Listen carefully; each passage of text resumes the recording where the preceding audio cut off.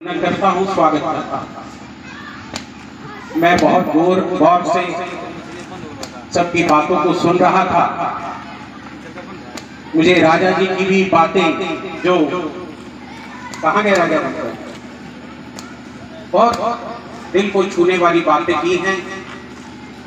मैं आपसे कुछ छुपाना नहीं चाहता। मेरे पिताजी साक्षी हैं, सामने बैठे हुए। मैंने पिछला चुनाव, मैं 5 साल मैंने मेहनत की थी। कोई भी छोड़ना नहीं चाहता है चुनाव में। जिसका 2000 वोट है वो तो लड़ जाता है। मेरा तो कह रहा था हार जीत होगी ये नहीं पता है, पर आप चुनाव लड़िए। आप ये त्रिकोणीय लड़ाई में हैं।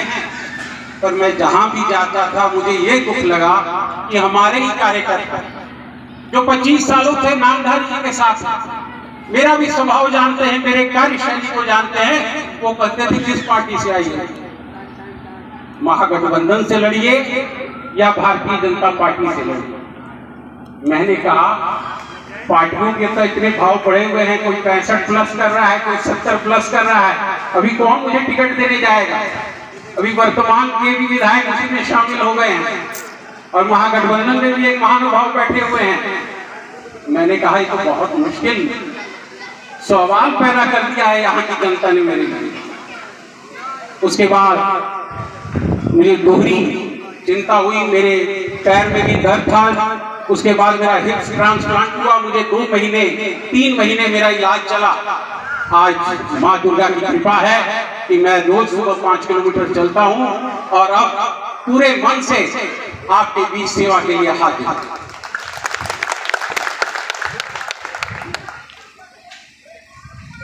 बहुत सी समस्याएं रोज जनता आती है, मन द्रवित भी होता है। जो बालू की समस्या है विकराल रूप ले चुकी है, गरीबों का रोजगार छिन चुका है, सारे काम बंद हैं और पुलिस का काम रह गया। बहुत दुख के साथ कहना पड़ा। और मैं वादा करता हूं राजा जी, मैं बहुत जल्दी ही एक प्रतिनिधि मंडल मिलकर को लेकर माननीय मिथिलेश ठाकुर जी जो गढ़वा के मंत्री हैं, उनसे रांची में जाकर इस मसले पर मिलूंगा। अगर कोई ठोस निदान नहीं मिला तो इतना बड़ा आंदोलन होगा कि यहाँ की प्रशासन की नींद उड़ जाएगी। पहले मैं मौका देना चाहता हूं सरकार, मैं खुद मिलूंगा जाकर। बहुत अच्छे व्यक्ति हैं, गुलामों की समस्याओं को बहुत नजदीक से देखते हैं। मैं इस समस्या को लेकर मिलूंगा और मुझे उम्मीद है बहुत जल्द इसका कोई रिजल्ट पॉजिटिव आएगा। और मैं थोड़ा झिझक रहा था। जमुने पंचायत के मेरे साथी बहुत दिनों से कह रहे थे कोई समय दीजिए, हम लोग कार्यकर्ता सम्मेलन करना चाहते हैं। हमने कहा कि थोड़ा सा वेट करो। इन्होंने कहा कोई पैसा आपसे नहीं मांग रहे हैं। मैंने कहा पैसे की बात नहीं है, थोड़ा सा इंतजार करो, मैं अपने समय दूंगा।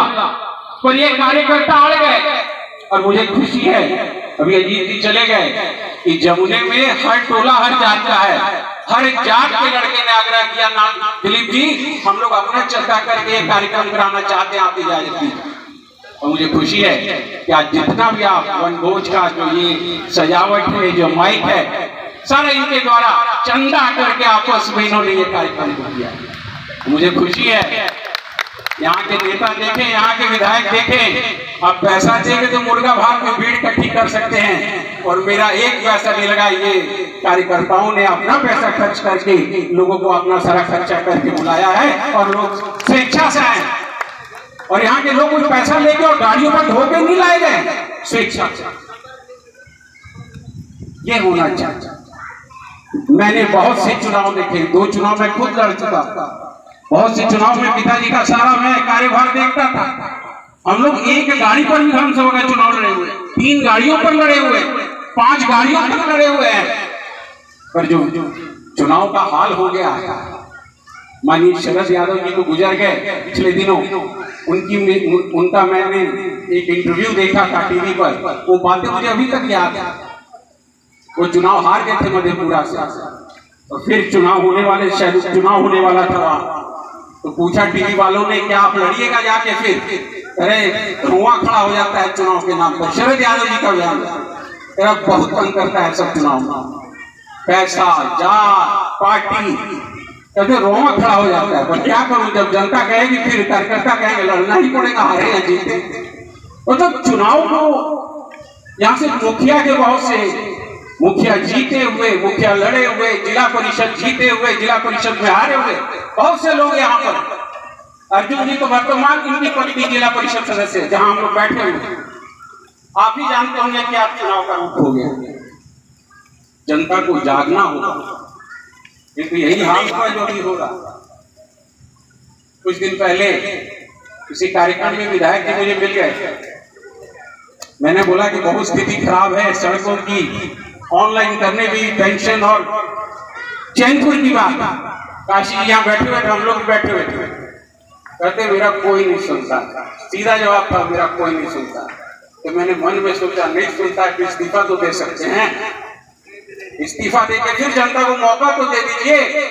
कोई जनता को ऐसा आदमी तो मिल जाएगा जो अफसरों को खिंचाई कर सकेगा और जनता की आवाज बन सकेगा, कम से कम मौका तो दे दीजिए।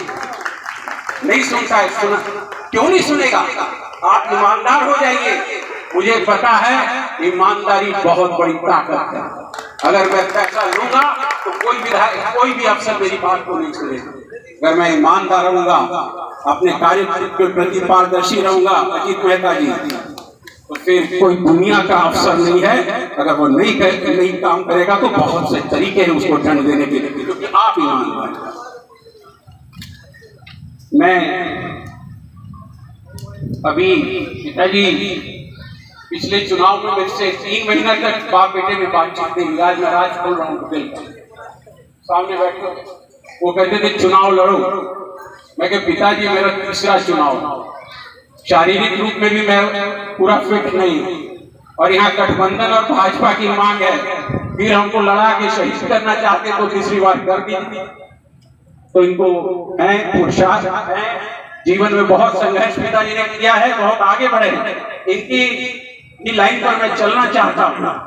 पर जो सच्चाई है, पिताजी का पॉलिटिक्स का समय और आज की पॉलिटिक्स के समय में जमीन आसमान का अंतर आ गया।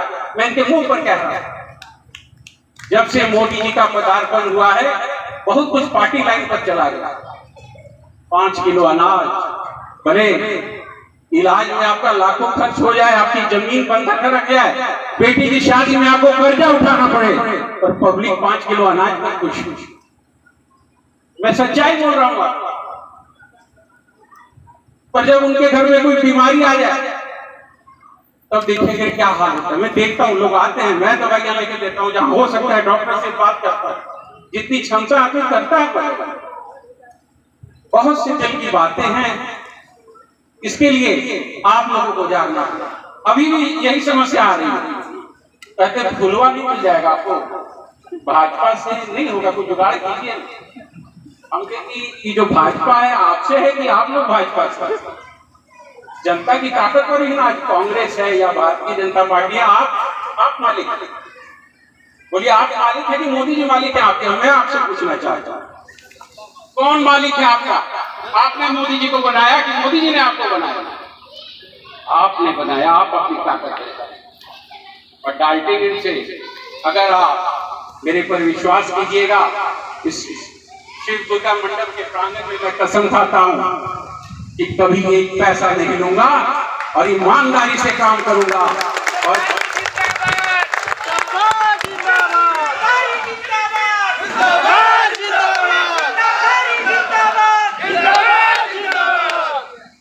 और इसके लिए बहुत बड़ा जात पात का जो लाइनिंग है, अजीत जी माफ करेंगे, हम लोग पॉलिटिक्स की राह में आगे बढ़ रहे हैं, कभी किसी ने भेदभाव नहीं किया। मुझे कुइया के यहाँ से भी निमंत्रण ब्रह्मभोज का आ जाता है या शादी का आ जाता है, मैं चाहता हूँ ब्राह्मण के यहाँ से भी आ जाता है, राजपूत जी के यहाँ भी आता है, सब जगह मैं जाता हूँ, कभी भेदभाव नहीं किया।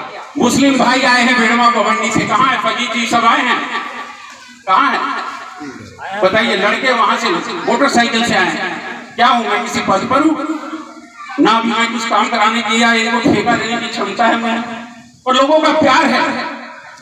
सब कहते मुस्लिम वोट नहीं देगा, हम कहे कि धोखे में है आप। जिस दिन जनता जाग गई, सब हिंदू मुस्लिम जात पात टूट जाएगा, और जितने राजनेता इन समीकरणों पर अपनी जीविका चला रहे हैं, सब घर पर बैठा दिए जाएंगे।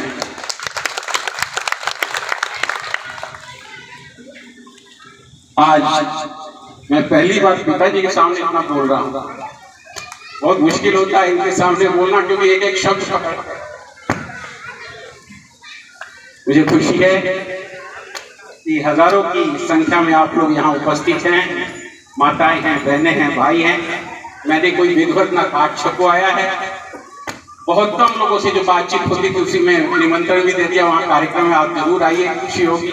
तो सारी मेहनत जमुने पंचायत के जितने मेरे कार्यकर्ता हैं, रजवाड़ी के जितने कार्यकर्ता हैं, सब मिल के की है।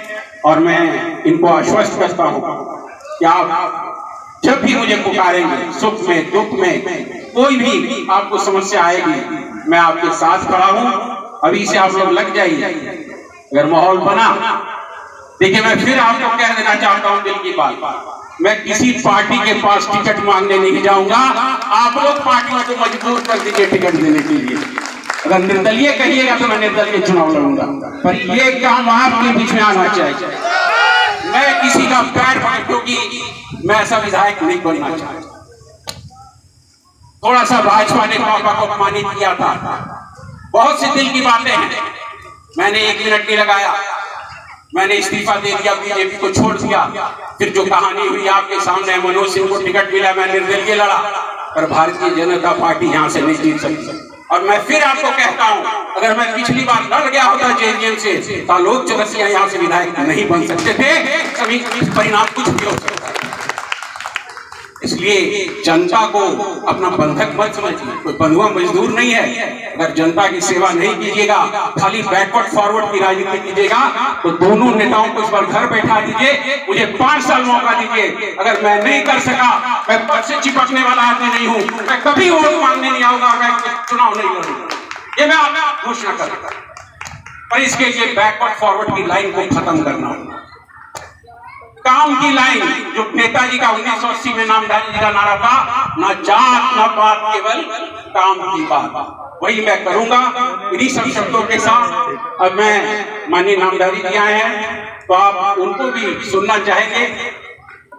बहुत सी बातें भावनाओं में आके भूल जाता है, अगर कुछ गलत हो तो मुझे क्षमा कीजिएगा। बहुत बहुत धन्यवाद। जय हिंद, जय झारखंड। बहुत बहुत धन्यवाद।